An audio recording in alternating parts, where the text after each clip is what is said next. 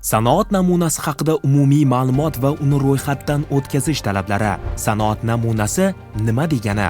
Bir-biridan farq qiladigan shakllar, ranglar, teksturalar, dizaynlar, ya'ni mahsulotning tashqi ko'rinishi sanoat namunasi sifatida patentlanishi mumkin. Qanday mahsulotlar sanoat namunasi bo'lishi mumkin?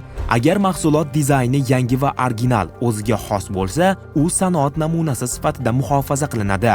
Qadoqlash mahsulotlari va idishlardan, mebel va uy ro'zg'or buyumlarigacha, yoritish moslamalaridan zargarlik buyumlarigacha, elektron jihozlardan to'qimachilik mahsulotlari, dizayni sanoat namunasi bo'lishi mumkin. Salkam 75 yildan buyon dizayn o'zgarmagan sanoat namunasini bilasizmi?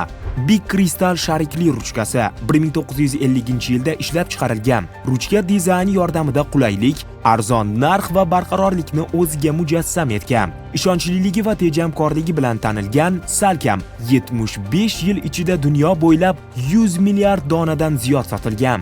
Big Crystal ruchkasi sanoat namunasining yorqin timsoliga aylandi. Sanoat namunasini ro'yxatdan o'tkazish uchun nima qilish kerak?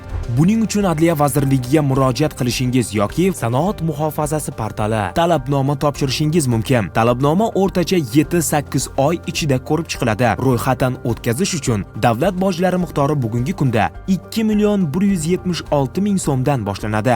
Chet elda muhofaza qilishda esa boj miqdori talabnoma topshiriladigan davlat tomonidan belgilanadi. Sanoat namunasi qancha muddat muhofaza qilinadi?